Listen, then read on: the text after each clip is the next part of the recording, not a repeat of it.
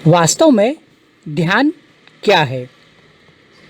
हमें कई जगहों पे कोई म्यूज़िक के आगे बिठाता है, कोई डांस कराता है, कोई सजेशन देता है, कोई मंत्र देता है, पर हम यह भूल जाते हैं कि जब हम किसी चीज़ पे ध्यान लगाते हैं तो इसका मतलब कि हम वहाँ प्रश्न करते हैं।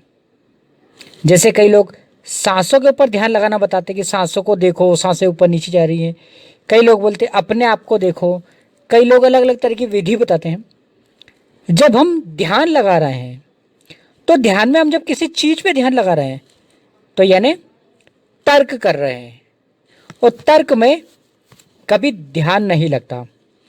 ध्यान वो अवस्था होती है जहाँ सब कुछ स्वयं होता है। वहाँ पे किसी को कुछ करने की आवश्यकता नहीं होती है, उसे ही ध्यान कहा जाता है। अगर तुम कुछ चीज़ कर रहे हो तो इसका मतलब जीवित हो, चेतना अवस्था में हो, और चेतना का मतलब होता है विचार करना, तर्क देना, ना कि ध्यान लगाना। अगर हम रात्रि को सोने से पहले यह सोचते रहे कि मुझे नींद आने वाली है, नींद आने वाली है, नींद आने वाली है, तो कभी भी तुम्हें नींद नहीं आएगी, क्योंकि तुम प्रश्न करने लग गए हो, मन को तर्क देने लग गए हो। तो मन उस प्रश्न के चक्कर में भटक जाएगा और तुम्हारी नींद खराब कर देगा। पर जब हम सिर्फ आंखें बंद करके सारे विचारों को छोड़ देते हैं तो अपने आप कुछ सेकंड के अंदर नींद में चले भी जाते हैं और पता भी नहीं चलता। उसका कारण क्या होता है?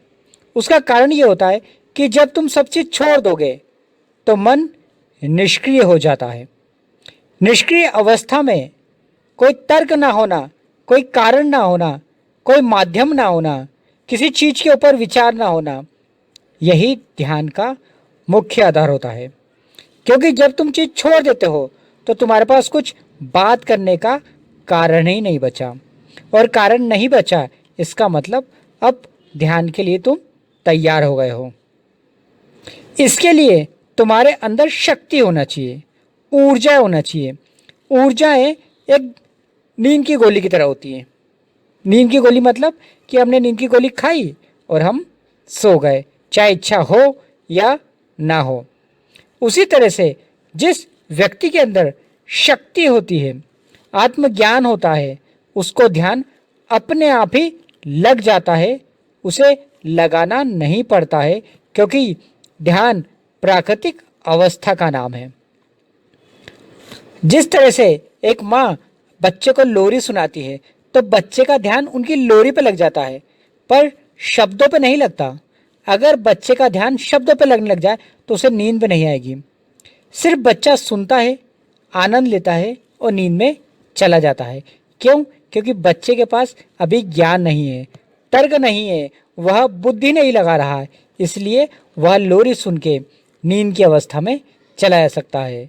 इसीलिए साधक को तर्क, बुद्धि और अपने ज्ञान को एक तरफ रख के सिर्फ गुरु आदेश और गुरु के नियम को पालन करके ध्यान की अवस्था में जाने के लिए अभ्यास करना चाहिए, जिससे धीरे धीरे वो इस अवस्था में चला जाए और अपने आत्मज्ञान, शांति, एकाग्रता और परमानंद की प्राप्ति के लिए, और इसी के साथ साथ परमात्मा के दर्शन के लिए अपने ध्यान को केंद्रित कर सके।